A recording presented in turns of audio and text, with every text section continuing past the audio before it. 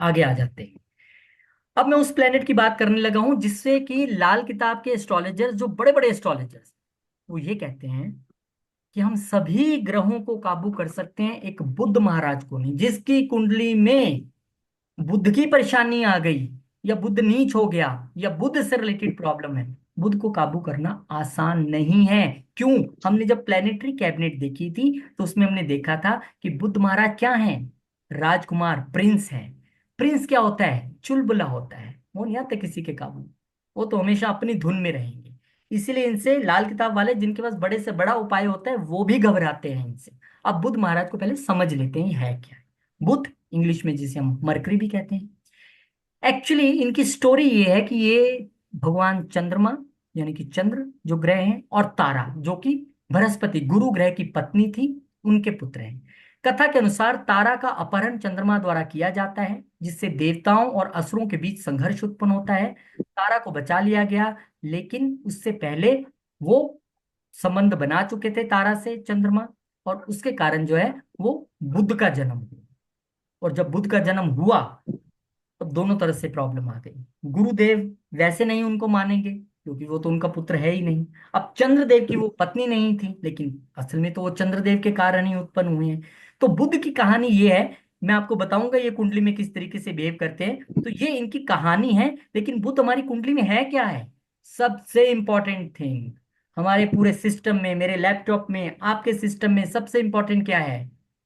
CPU. अगर उसको हटा दें तो सब कचरा है।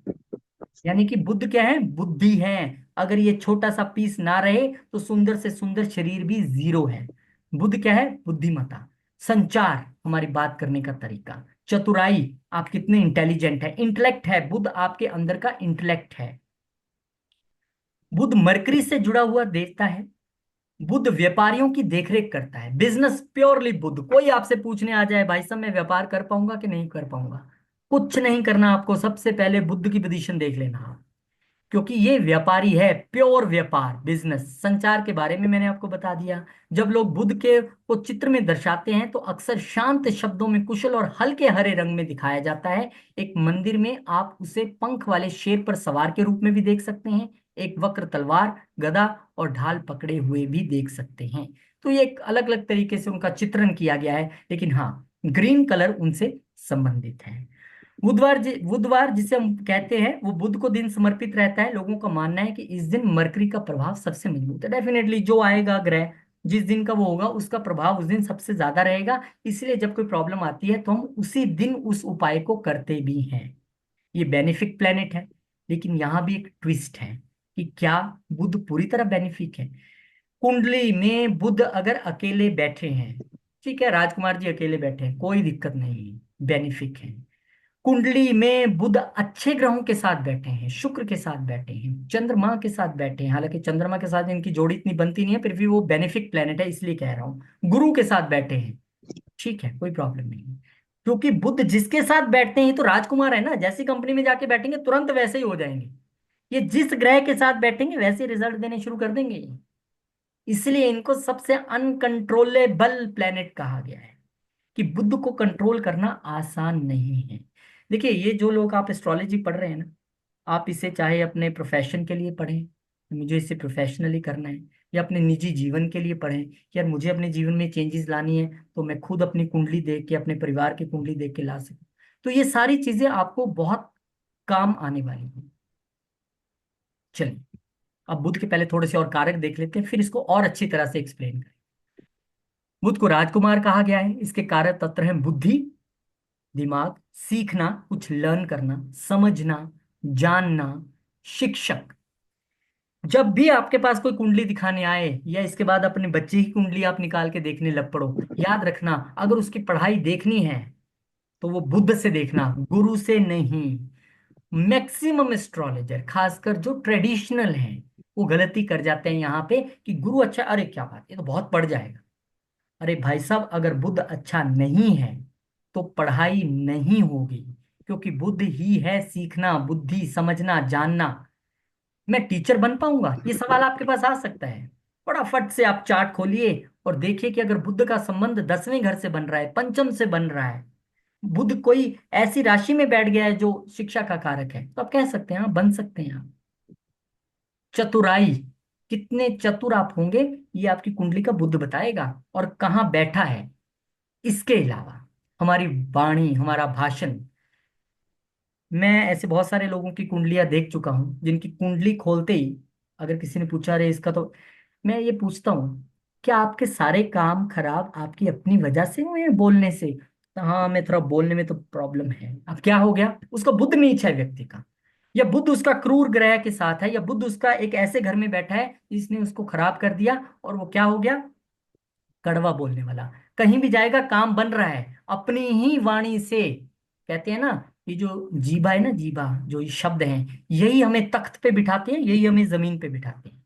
शब्द एक ही है। मान लीजिए आपने किसी को कहना है, अरे आपके पिताजी कहाँ हैं आजकल, बहुत अच्छे तरीके से बोला, अब इसी एक लाइन को आप बोलिए तेरा प्यो किथे है पंजाबी च, या तेरा बाप कहाँ है, कितना गलत लग रहा है। ये शब्द वही है, लेकिन बोलने का तरीका बदल गया। अब जिसका बुद्ध अच्छा है वो सौम्य तरीके से पूछेगा, अच्छे तरीके से। तो ये वाणी भी है, अच्छे से अच्छा सिंगर आप देख लीजिए, उनका बुद्ध बहुत अच्छा होगा, दूसरे या थर्ड से रिलेशन बना रहा होगा। बुद्ध भाषण भी है, जिनकी भाषण की शैली बहुत अच्छी है ना, जो बड़े बड़े मिनिस्टर और बड़े बड़े नेता बन जाते हैं, बड़े अच्छे, यूट्यूब पे आप उनके भाषण सुनेंगे, अच्छी चीजें सुनेंगे, वो सब अच्छे बुद्ध वाले हैं। लेखन, राइटिंग भी है, जो इस फील्ड में है, राइटिंग के फील्ड में है, फिल्म्स लिखते हैं, पोएम्स लिखते हैं, गाने लिखते हैं, उनका बुद्ध अच्छा होना चाहिए। हाँ, अब अगर आपने रोमांटिक गाने लिखने हैं, तो आपका चंद्र भी अच्छा होना चाहिए, शुक्र भी अच्छा होना चाहिए। ये डिपेंड करता है कि आप क्या लिखने वाले हो, लेकिन लिखना हमारी कुंडली में बुध ही है। बुध गणित भी है, जिसका बुध अच्छा है, अष्टम में है, वो बहुत अच्छा एस्ट्रोलॉजर बनेगा। बुध ज्योतिष भी इसलिए हमने कहा है। बुध व्यापार है, वो मैंने आपको बता दिया। अच्छा, सीए भी है बुध।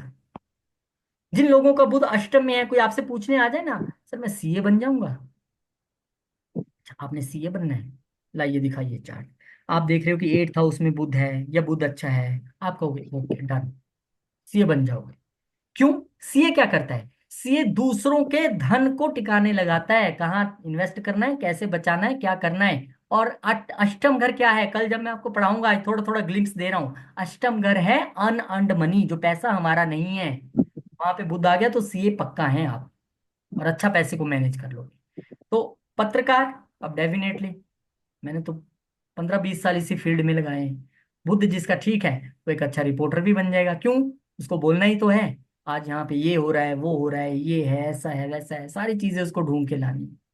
समाचार पत्र से संबंधित व्यक्ति, कागज से संबंधित व्यापार, मुद्रण, जर्नलिस्ट, हमारे दोस्त भी बुद्ध हैं। यानी कि अगर दोस्त गलत तो आप गए, दोस्त अच्छे तो आप तर गए। इसीलिए कहते हैं कि जिसका बुद्ध अच्छा ना हो, वो कृपा करके ज्यादा दोस्त ना बनाए, ज्यादा इधर उधर बहुत सारा फ्रेंड सर्कल ना क्रिएट करे, वो डुबो देंगे। और जिसका बुद्ध अच्छा है, वो डेफिनेटली अपनी संगत अच्छी ही करेगा।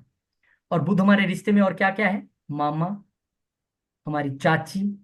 अगर आप किसी के कुंडली में कोई पूछे कि आप देखिए कि मेरे कैसे रहेगा ननिहाल में, मेरे मामा से मेरी बनेगी कि नहीं बनेगी, या क्या रिलेशन है, या मेरी चाची से बने, वो आपको बुद्ध की पोजीशन देख के जज करना है।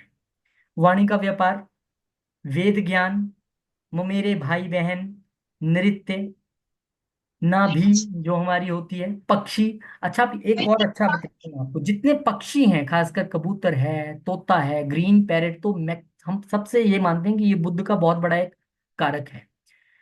तो अगर आपको बुद्ध को अच्छा करना है, तो आप बुधवार को आप सतना दाने डालिए कबूतरों को। आपको और बुद्ध अच्छा करना है, आपको लगता है यार मेरा बुद्ध ठीक नहीं है, मुझे इसको ठीक करना है।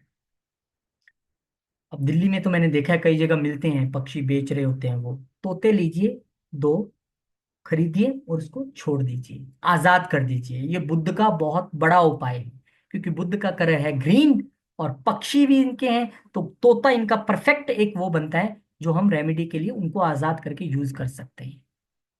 आप सतनाजा रोज पक्षियों को डालिएगा तो अच्छा हो जाएगा। अच्छा, जिनका बुद्ध ठीक नहीं है, कोई कहेगा यार मेरे बच्चे का बुद्ध ठीक नहीं है, ऐसा तो कोई नहीं, वो कड़वा बोलता है, तो हो सकता है कि वो बचपन में बहुत लेट बोलना शुरू हुआ हो। देखिए, जिनकी कुंडली में बुद्ध ठीक नहीं है, उनके माँ बाप कहेंगे कि मेरा एक बच्चा तो 1 साल में बोल पड़ा, और ये तो 4 साल में जाके बड़ी मुश्किल से बोला। हो सकता है वो स्टैमर करें, हकलाएं बोलते वक्त। क्यों? यहाँ पे बुद्ध की प्रॉब्लम आ गई। यहाँ सेकंड हाउस में प्रॉब्लम आ गई क्योंकि वो हमारी वाणी है। तो बुध आपको, जब लोग आपके पास कुंडली दिखाने आएंगे ना, अगर आपको सभी कारक पता है तो आप आसानी से बता पाएंगे कि हाँ ठीक है, ये बात आप ठीक कह रहे हैं, क्योंकि बुध की ये पोजीशन है। चलिए मैं बुध का उपाय देता हूँ, और फर्क पड़ता भी है उपाय से। अब कहानी ये है कि मैंने ये कहा कि बुध जिस भी ग्रह के साथ बैठेगा ये वैसे ही बन जाएंगे। ये जिस ग्रह की संगति कर लेंगे ये वैसे ही रिजल्ट आपकी कुंडली में देने शुरू कर देंगे। इसलिए इनकी संगति क्या हुई है, इनकी कंजंक्शन, यानी कि ये किस ग्रह के साथ कुंडली में बैठे हैं, ये भी हमें देखना पड़ेगा, क्योंकि वही डिसाइड करेगा कि बुध आपको क्या फल, क्या रिजल्ट देने वाले। सूर्य के साथ इनकी अच्छी बनती है। जब भी आप किसकी कुंडली देखेंगे 90% बुध और सूर्य एक ही घर में आपको मिल जाएंगे। बहुत सारी कुंडलियों में आपको एक ही घर में बुध और सूर्य बिल्कुल आसपास ही रहते हैं, ये हमेशा कभी ज्यादा एक घर से ज्यादा दूर नहीं जाते हैं। तो सूर्य के साथ बैठे हैं तो अच्छी बात है, ये इंटेलेक्ट हैं, वो आत्मा है, डेफिनेटली अच्छे परफॉर्म करेंगे। गुरु के साथ बैठे हैं, ये जब मैं आपको कंजंक्शंस पढ़ाऊंगा, इसका मैंने इसलिए बिल्कुल सेपरेट टॉपिक बनाया है कि कैसे ये बिहेव करेंगे जब किसी के साथ बैठेंगे। लेकिन अपने आप में बुद्ध क्या है, अब आप समझ लीजिए, बुद्धि है, इंटेलेक्ट हैं, आपकी पढ़ाई है, आपके जो मैंने ये रिलेटिव्स बताए हैं ये हैं, आपकी वाणी है, आपका बिजनेस है, ये सभी चीजें बुद्ध से हैं। तो जब आपने किसी की कुंडली में प्रेडिक्शन देनी है और बुद्ध के विषय में देनी है, या बुद्ध से जुड़ी किसी चीज को देनी है देख के, तो आपको बुद्ध कहाँ बैठे हैं, कहाँ देख रहे हैं, वो जब चैप्टर आएगा दृष्टियों का और पावर का, मैं वहां भी आपको समझाऊंगा। आज सिर्फ आप इसको समझ लीजिए, और जब आप क्लास लगा के हट जाए तो एक बार सुबह इसको रिवाइज जरूर कीजिएगा, एक बार देखिएगा जरूर, नहीं तो दिमाग से निकल जाएगा। अभी सब लग रहा होगा कि आ गया मेरे को। अब बुद्ध महाराज को हम कैसे खुश कर सकते हैं, ये बहुत पावरफुल मंत्र है, वेरी पावरफुल। और ये मुझे आज से नहीं, ये मुझे जब से पता है मैंने आजमाया है। ओम सौम्य रूपाय विद्महे वाणेशाय धीमहि तन्नो सौम्य प्रचोदयात्। मुझे उसका ध्यान करने करने दो जिसके झंडे में हाथी है, ओ जिसके पास सुख देने की शक्ति है। मुझे उच्च बुद्धि दो और बुद्ध देव को मेरे मन को रोशन करने दो, ये इसका मतलब है। तो बुद्ध में अगर कहीं दिक्कत है, कोई प्रॉब्लम है, कोई आई जाए आपके पास, मैं एंड में आपको सारे बीज मंत्र भी दे दूंगा, लेकिन ये वो मंत्र हैं जो ब्रह्मास्त्र की तरह काम करेंगे आपके पास। आप इसको आजमा के देख लीजिएगा। जब आपकी कुंडली में हम बुध को डिस्कस करेंगे, अगर थोड़ा सा टाइम बचेगा तो मैं आपको बताऊंगा कि वहां पे क्या स्थिति है।